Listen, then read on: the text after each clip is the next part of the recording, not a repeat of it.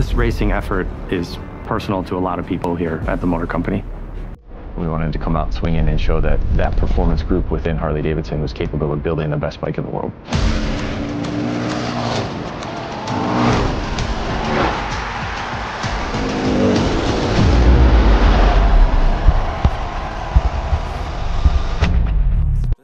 Harley Davidson এই নামটা যেন একটি মুক্তির প্রতীক। বাইকের চেয়ে অনেক বেশি, এটি একটি জীবনধারা, একটি সংস্কৃতি। 1901 সালে উইলিয়ামস হার্লি একটি ছোট ইঞ্জিন ডিজাইন করে যে একটি সাইকেলের ফ্রেমে ফিট করানো যায়। তার বন্ধু আর্থার ডেভিডসনের সাথে মিলে তার 1903 সালে উইসকনসিনের মিলওয়াকিতে একটি ছোট শেডে প্রথম এই বাইকটি রাস্তায় উঠতে পারত না, কিন্তু তারা হাল ছাড়েনি। পরবর্তী ওয়াল্টার ডেভিডসন এবং উইলিয়াম এ ডেভিডসন দলের সাথে যোগ দেন এবং 1907 সালে এই কোম্পানিটি আনুষ্ঠানিকভাবে হার্লি ডেভিডসন নামে রূপান্তরিত হয়।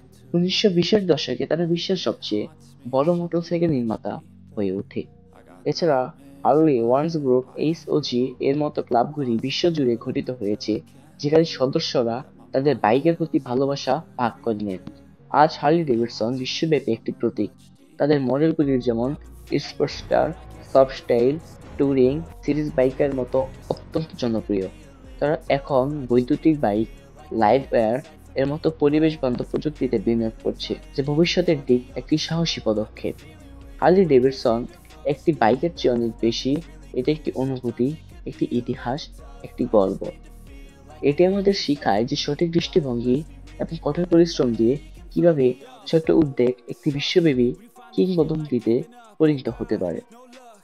আপনি যদি এই ভিডিওটি উপভোগ করে থাকেন, তাহলে এখনই আমাদের চ্যানেলটিকে সাবস্ক্রাইব করে আরো ভিডিও পেতে আমাদের সাথে থাকুন।